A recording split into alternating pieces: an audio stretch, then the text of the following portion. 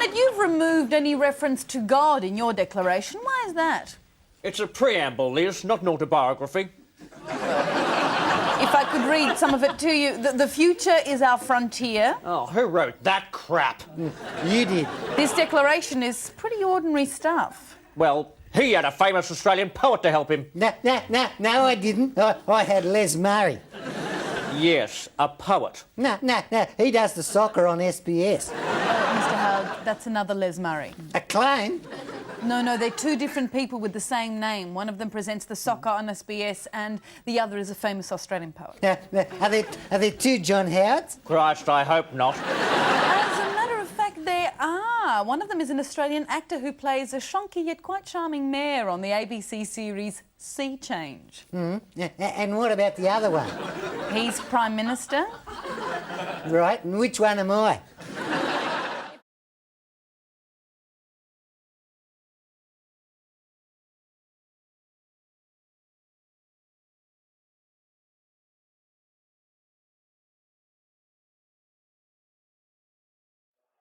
Waiting to document. And this is the work crew here that has been very active in preparing the 51L mission at the Operations and Checkout building. The payloads, which include a TDRS satellite, Spartan Halley experiment. And here comes the flight crew now. Commander Dick Scobie, followed by Mission Specialist Judy Resnick, Ron McNair, pilot Mike Smith, followed by Krista McCullough, teacher in space, Ellison Onizuka, and payload specialist Greg Jarvis. Big smiles today. T-minus 15 seconds. T-minus 10, 9, 8, 7, 6. We have main engine start. 4, 3, 2, 1, and liftoff. Liftoff of the 25th Space Shuttle mission, and it has cleared the tower. Challenger, roll program. Roger, roll, Challenger. Good roll, flight. Rog, good roll.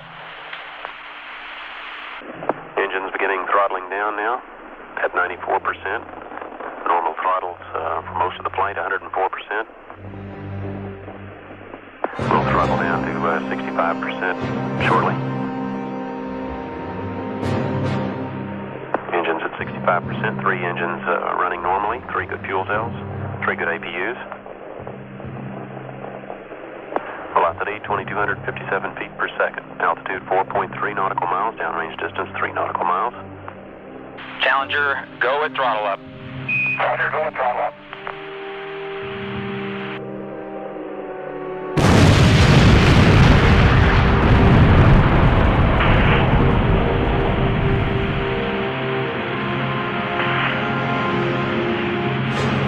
Fido trajectory. Go ahead. Flight GC, we've had negative contact, lost downlink. Okay, all operators, watch your data carefully. Flight controllers here looking very carefully at the situation. Obviously a major malfunction.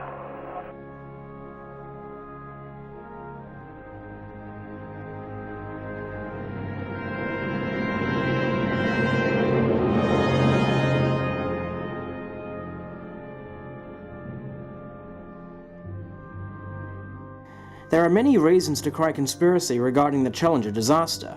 It is an established fact that senior management at NASA and Morton Firecall went out of their way to make this tragedy look like an accident, and attempted to sweep under the rug the fact that engineers were worried about the danger cold weather posed on the O-rings.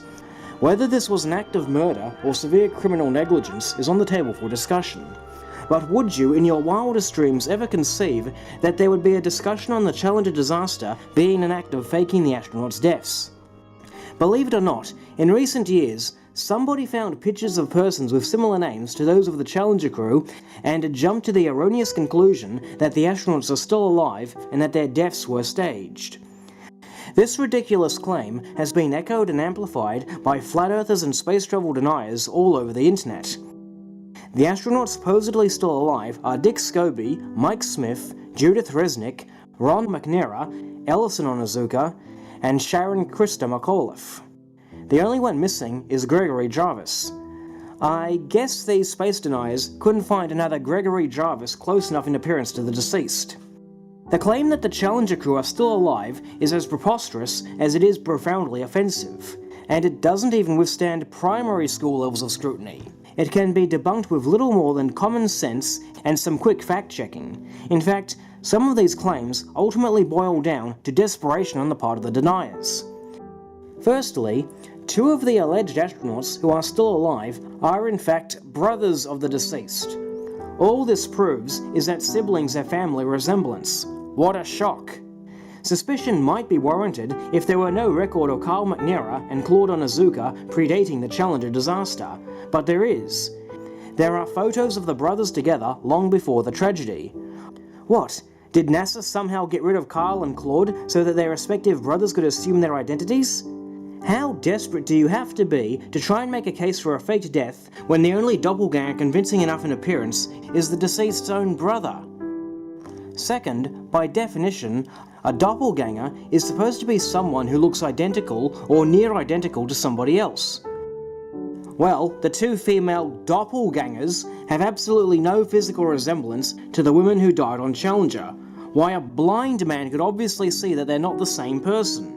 And in the case of Judith Resnick, videos of both women are widely available on YouTube.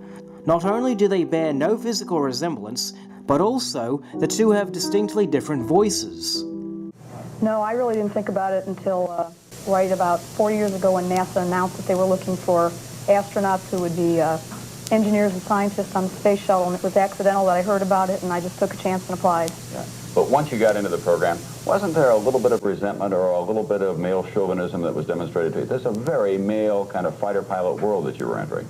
Not at all. As a matter of fact, I think everybody leaned over backwards to make sure that we were treated as equals right from the beginning. Is there anything in the space program that women inherently do better than men?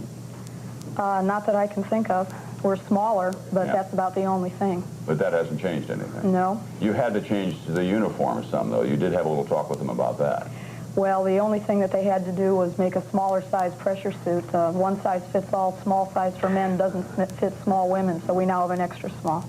So I live in New Haven, Connecticut, and therefore, since state courts are the central facet of adjudication in the United States, wanted to start with the 1784 courthouse in New London, Connecticut, that is still operating today as the center of a lively and vibrant set of problem-solving institutions around the country. These courts are interacting with the text in their constitutions. So I've given you from 1818 a little bit of text from the Constitution of the state of Connecticut and a little bit from the state of Alabama in 1819, which of course echoes the Magna Carta. All courts shall be open, and every person for injury due to him in person, property, remedy by due course of law. You can find these words in many other state constitutions of that era and now. Resnick the astronaut had a voice with a somewhat thick southern accent. Resnick from Yale has a noticeably higher-pitched voice with no accent. The fact that these deniers would even consider these women to be the same person demonstrates that they are not even trying to make a convincing case. They are interested only in the similar names, but not the actual physical appearance. Why, any lady called Judith Resnick or Sharon McAuliffe will do. Remember what I said about desperation? Seriously, this is Terminator levels of desperation right here. You know, like how the T-800 didn't know which of the 3 Sarah Connors he found in the phone book was his actual target, so instead he just systematically targeted them one by one? Sarah Connor? Yes?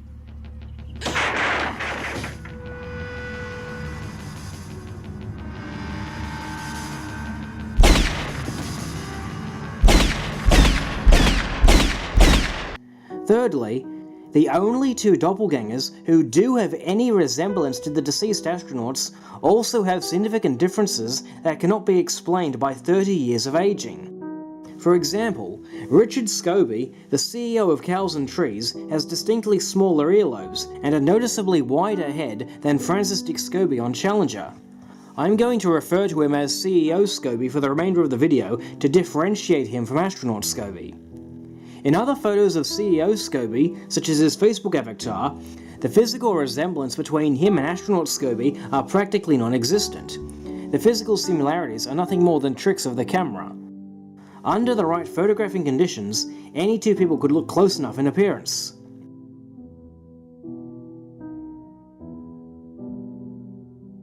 In addition, his Facebook avatar says that he studied at Northern Illinois University. And according to a 2012 Facebook post, 3 years before this false rumour started, CEO Scobie states that he has been married to a woman named Linda for 38 years. And there are pictures of Linda Scobie on his Facebook page. She even has her own Facebook account. If they were married 38 years prior to 2012, that would mean they were married in 1974, and thus still married during the Challenger disaster. Obviously, this doesn't fit with the story that CEO Scobie and astronaut Scobie are the same person. Astronaut Scobie studied at the University of Arizona, not Northern Illinois University, and he was married to a woman named June in 1959. There is obviously no physical resemblance between Linda Scobie and June Scobie. For CEO Scobie and astronaut Scobie to be the same person, he would have to have been married to two different women in two different states at the same time, not to mention father and raise children with these two women and run two completely different careers in two different states at the same time. In addition, according to a search in the White Pages, CEO Scobie is in his 60s. His profile on My Life puts his birthday on December 28, 1951, meaning that he just turned 67 years old. This creates an obvious and insurmountable age gap between him and astronaut Scobie. The astronaut was just 4 months short of his 47th birthday when he died on Challenger. If he was alive today, he would be 80 years old in 2019. This means that astronaut Scobie is 12 years older than the CEO. And just look at the guy. Does he look like he's pushing 80 years old to you? Consider also the fact that astronaut Scobie earned his BSc from the University of Arizona in 1965. CEO Scobie would have been 14 years old at the time, and thus still at Niles West High School. Astronaut Scobie graduated from Auburn Senior High School in 1957. CEO Scobie would have been just 6 years old at the time, and is 7 years old when astronaut Scobie married June. Obviously, these two are not the same person. It is obviously just a case of mistaken identity. Likewise, in other photos of Professor Michael Smith, the physical similarities between him and the deceased astronaut are nil. For example, his ears are smaller, his nose and chin are narrower, his eyes and eyebrows are closer together, not to mention the fact that Professor Smith was born and raised in Madison, Wisconsin, and studied psychology at the University of Wisconsin, earning his BSc, MS, and PhD in 1968, 1970, and 1973 respectively. Astronaut Smith, on the other hand, was born in North Carolina, and earned his BSc in Naval Science at the United States Naval Academy in Maryland. Obviously, if they are the same person, how can he be in two different states studying for two completely different degrees at the same time? These are obviously not the same person. They are two different people with the same name. Hell, the names Michael and Smith are probably the two most common names in the English language. Ironically, the University of Wisconsin-Madison has not one, but 3 members of the teaching staff named Michael Smith. Using the logic of the flat earthers and space travel deniers, since they obviously don't care about physical appearance, then by their same pathetic reasoning, all 4 of these people must be the same person, even though none of them look alike. They just all have the same name, so that's good enough. That's downright idiotic. Clearly, there was no faking of the astronauts' deaths, and these are not the same person. It is all a case of mistaken identity concocted by some idiots or trolls on the internet. These idiotic claims are both disrespectful to the astronauts and their loved ones, and ultimately attempts to draw attention away from the real conspiracy concerning the Challenger. After the Challenger disaster, NASA committed a cover-up. They went out of their way to allege that there was no reason to believe that launching in cold weather would be catastrophic. The data available to us was the procurement specification for the material that says that it will operate from -30 to 500 degrees F. It was the judgment that with the resilience that we saw there, the shrinkage of the O-ring, and under the circumstances of the leak check that is done, that at that temperature the O-ring would perform its function.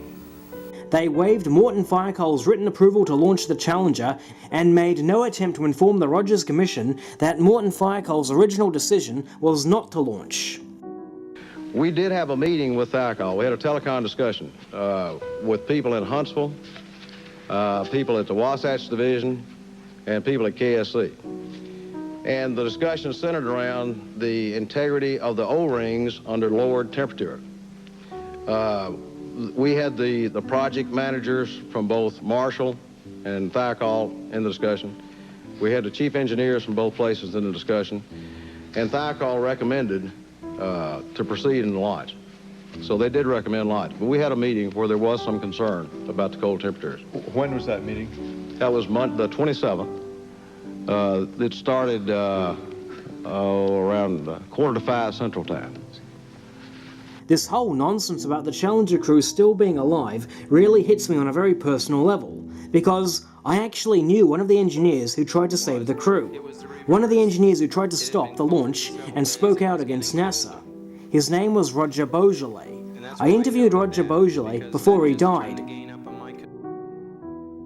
NASA did their best through a series of many half-truths and some outright lies to make it sound like it was an accident. And that's bullshit, because it was a horrible disaster, but not an accident. When you got people that are your technical experts jumping up and down, raising hell, trying to stop the launch, and being ignored, you can't then, when something goes wrong, turn around and say it was an accident, or it was a bad judgment call, or this or that. Listen, I want to tell you that I was held in such high esteem. At this point in time, I was the technical troubleshooter on the solid rocket boosters concerning the structural cases. I had nothing to do with propellant or the nozzle, but those cases were my baby. And when something went wrong, it was my job to make damn sure that the trouble was ferreted out and fixed. And the decisions that I made carried a great deal of weight, except on the night that we were trying to stop the Challenger launch. By that time, it didn't matter what the hell I said, because they had already made up their minds before the telecon started that they were going to do everything in their power to make us back down so that they could get an approval for launch. Beaujolais' concern with the O-ring's reaction to cold began in January 1985, when he inspected the boosters recovered from Elson Onizuka's previous flight, STS-51C, the 15th Space Shuttle mission. As an ironic twist of fate, it seems Onizuka had a close brush with death, and his flight aboard Discovery would be a precursor to what killed him. When I did that inspection on the two boosters on the 15th flight, 2 out of the 6 joints had massive hot gas past the primary seal. And although none escaped to atmosphere, as indicated by a pristine secondary seal which had worked in both instances, we had never seen anything like this before on any flights. The previous 14 flights had a little damage here, a little damage there, but never massive blowby of a product of combustion from inside the motor. I remembered, after I found this on 2 joints, I remembered on my flight down to the Kennedy Space Center several days before, it had gotten very cold. In fact, I remembered clearly the weatherman stating that the temperature had reached 18 degrees Fahrenheit, and that not only the citrus crop was going to be destroyed, but the trees also would have to be replanted, because that was a terribly low temperature for the citrus crop in Florida to withstand. Now Challenger comes along, and basically it's a year later, okay? Essentially a year later. And this time we get a phone call basically asking us if we're concerned about launching in cold weather the next day. The phone caller is stating that the Weather Bureau is predicting a temperature at the time of launch that could be as low as the low 20s and possibly even into the high teens. And so when we found out about this, especially me around noontime, I went crazy, because although the other people saw the photographs, nobody but me actually saw the real hardware from the 15th flight. I was the only one that actually saw the near miss that scared the living daylights out of me. And now they're talking about launching at essentially a temperature that is going to be the temperature of the seal, because the heat transfer of the steel through the steel to the O-ring is almost instantaneous. And so if it's 18 degrees outside, the seal temperature is going to be 18 degrees. And this is way below our preliminary testing. And so this was a major dilemma. And there were 4 or 5 of us together, and we decided we're going to get together and we're going to stop the launch. So we met in the Vice President of Engineering's office around lunchtime and waited for him to return from lunch, presented our concerns, and it wasn't difficult for everybody to understand. We now had a unified engineering position with everybody in the chain of command. And then we went with that unified position to the program manager, the actual people that manage the program and decide ultimately what can be done and what can't be done. And we presented the same things to them. Again, they had a whole chain of command right up to the top guy. And again, it didn't take long to convince everybody, that this was a stupid thing to do, to launch in cold weather, because it was virtually guaranteed to have a failure, flight failure, and kill the astronauts. And so a call was then placed late in the afternoon to the Marshall Space Flight Center to tell them of our concerns and to make the attempt to stop the launch. The upper middle manager who received the call, his name was Judson Lovingood, and he pretty much agreed with us that this was a very, very dangerous thing to try to attempt. But he said he didn't have enough authority to stop the launch, but he would relay the information to his superiors. And in so doing, he was positive that they would get back to us in very short order.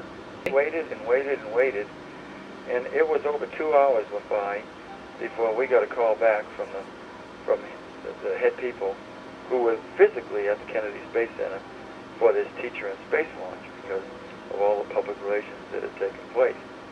When we got the call back, we were shocked when NASA demanded, they demanded a full-blown flight readiness review, and it was going to take place in 45 minutes from the telephone call. Well, this is the most important technical meeting of our technical lives. There was 4 of us that combined had about 100 plus years experience as combined with 4 of us. And we literally ran to our offices, gathered whatever we could to make a presentation to these folks. It was about an hour-long presentation, and it was the most brutal presentation I've ever been in my 27-year career. And the reason I say that is that engineers are always probed, always probed, to make certain, the management makes certain that they are on very firm ground as to what they're saying, what they're presenting, what their recommendations are, and so forth. But this night, we were brutalized, absolutely brutalized by the upper senior level managers at NASA. They did not like the no-launch decision that we were recommending. They were really pissed off, to put it mild. And they just attacked and attacked and attacked. If telephone lines could transmit weapons of war, I could roll up my sleeves or take off my top and show you the scars that were inflicted that night, because it was brutal. And after it was all over, it lasted about an hour, the top guy, Larry Malloy at NASA, asked for Thyco's launch decision. And our program manager, Joe Kilminster, who was totally convinced that we shouldn't launch before the meeting started, answered in a way that kind of shocked me in a way, because he's sort of a wimp and a very wimpy manager. And NASA had created a lot of pressure up to this point. And so he said that it was the company's recommendation that the launch be canceled and or delayed because of the cold weather. Then Larry Malloy asked his Deputy of Science and Engineering at the Marshall Space Flight Center for his launch recommendation, and George Hardy responded that he was appalled by Thackle's no-launch recommendation. And let me tell you, people on the outside don't know who George Hardy was, but I have to explain to you that he was in the space program at the Redstone Arsenal, right next to the Marshall facility in Alabama, years before that NASA was officially made an agency. And so he carried a great deal of respect. And when he said he was appalled, I'll tell you, everybody sat straight up in their chairs. My whole inside just about imploded. I was so angry at him for saying that. But yet, even though he said those words, he said, yet he would not overrule the contractor. So that's really the second no vote. First one from Joe Kilminster, recommending not to launch. Then Hardy saying he was appalled, but yet he would not overrule the contractor. That's the second no vote. Now, Malloy goes into a summary mode, and he makes, during his summary mode, comments about our data not hanging together, our data being inconclusive, okay, and then he said, why are you guys trying to make launch commit criteria on the eve of the launch? When do you expect me to launch? Next April? Those were very pressure-packed statements. Now, let me pause for a second and tell you what takes place normally at these flight readiness reviews. These flight readiness reviews are held specifically for NASA to probe the contractor on whatever thing that they're talking about, to force the contractor to prove that it's safe to launch. Okay, we had already shown them that it was not safe to launch. They didn't like it, they didn't accept it. By Larry Malloy's own admission, he said that the data that we presented was inconclusive. By definition, you cannot launch after a flight readiness review conclusion of the data being inconclusive, because that means you haven't proved that it's safe to launch. And so at the end of this little exchange, which probably lasted another 5-10 minutes, Kilminster asks for a 5-minute offline caucus to reevaluate the data. Now, the managers claimed to the Presidential Commission that they felt no pressure. You didn't feel that they were trying to get you to change your mind? I did not feel a significant amount of pressure in that regard. Well, I'm telling you that's absolute 100% pure bullshit. Because if they felt no pressure, why did they think it was necessary to convene a caucus to reevaluate the data? They felt pressure. Everybody in the room felt pressure. I felt pressure as a major presenter, as an engineer, trying to stop the launch. And I was crushed when they asked for the caucus, and it was granted. Well, the 5-minute caucus turned into about a 30-minute caucus, and we knew right from the get-go that what they were going to discuss and what they were discussing, because there was only one physical body between me and 3 out of the 4 senior executives who were all vice presidents, one of whom was the plant manager who was senior vice president.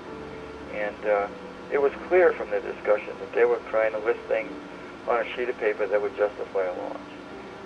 Arnie went up shortly after the discussion started, sketched the field joint on a pad of paper, and explained to them about the dangers of launching in freezing weather. They ignored Arnie like he wasn't even there. And so he picked up his pad of paper and went back to his position at the table across from me. I was so pissed at the way they treated Arnie that I grabbed 2 8x10 color glossy photographs.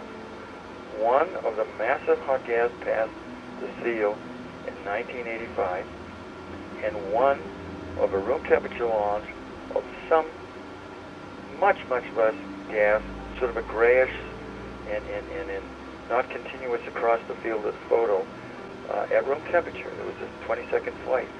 I mean, it was clear that the gas past the seal on flight 22 at room temperature wasn't anything even close to the volume of gas past the seal in the 15th flight at a seal temperature of 53 degrees. I slammed those photos down on the table in front of the three managers, and I was told by one of my colleagues after the meeting was over, I was literally screaming at the managers to simply look at the photos and understand in very simple terms what they were telling us. Namely, the more black you see in the photo, that's the low temperature, guys. And now we're talking about launching in freezing weather, not 53 degrees Fahrenheit, but freezing weather at the time of the launch, and you guys don't think that this is a problem? You gotta be crazy. They ignored me just like they ignored Arnie. It was like I wasn't even talking to them. And they didn't look at the photographs, and they could care less about it, so I picked up the photos and angrily went back to my seat and sat down, and then I kind of put my head in my hands, and I was trying to hold back my anger. I mean, I was really, really, really out of control and getting pissed by the second, because this is not rocket science. This is very easy engineering 101. I can present my presentation to a housewife, and it's perfectly understandable, just using common sense. And now we got guys that have been in this industry for years who understand the technical ramifications of things, and yet we can't get through to these guys. After Arnie and I had our last say, Mr. Mason said, "We have to make a management decision." He turned to Bob Blunt and asked him to take off his engineering hat and put on his management hat. From this point on, management formulated the points to base their decision on. There was never one comment in favor, as I've said, of launching by any engineer or other non-management person in the room before or after the caucus. I was not even asked to participate in giving any input to the final decision charts. The long and short of it is, they caucused and had a vote poll amongst only 4 managers and excluded us, the engineers, from the vote. And the reason for that is you have to be unanimous to launch. And they had 4 votes to launch from the 4 vice presidents. They went back on the line, read from a list that they had prepared, and if you look at the list, you'll find that nothing on that page can technically or managerial justify a launch. They went ahead and committed to a launch, knowing full well that they were playing Russian roulette with the lives of the astronauts. Only the type of Russian roulette they were playing was, instead of having a 6-gun with 1 bullet in the 6 chambers, they had a 6-gun that was loaded with 6 bullets, and were praying like hell that when they pulled the trigger, the gun would jam. I mean, that puts it in perspective as far as the statistical probability of failure. When I left the meeting that night, my probability of failure was 100%, even though we had nothing more than the preliminary data and the photographs that we had. That was some of the best engineering information we could have ever presented to make the point to stop a launch for the purposes of flight safety. And so that's how it all unfolded. Was the command pilot Dick Scobie present during the telecon, or was he ever informed of these warnings from Firecall? Who was? Dick Scobie, the command pilot who was on the shuttle. No, none of the astronauts were informed.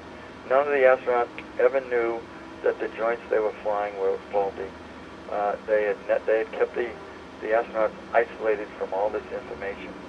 After testifying and exposing the truth, I became #1 on the hit list of negative treatment, and they made my life a living hell, to the point that I ended up suffering from post-traumatic stress disorder. And I left of my own accord in July of 1986 in order to survive as a human being, because they were continually pushing me down, and making my life a living hell every day. So I had to get out of that environment. Sounds like you were like punished for your honesty. I was. Yeah. And so was Al McDonald, and so was Ebling, and so was Arnie, and so was Brian Russell. Yeah, we were not treated very well at all by either our former colleagues or people in management. We were considered as whistleblowers, because the media had branded, especially Al and I, as the 2 engineering whistleblowers, and although the media thought they were doing us a favor, that was the kiss of death. Because the minute you're branded a whistleblower in this country, you're blackballed from the industry that you have worked in all your life. And you couldn't get a job even if you offered to work for free. It's that bad. Having heard what Beaujolais went through to try and save the astronauts, and the maltreatment he received by his bosses as punishment for his honesty, I have to say that anyone who thinks the Challenger crew are still alive are sick in the head and need a bullet in the head.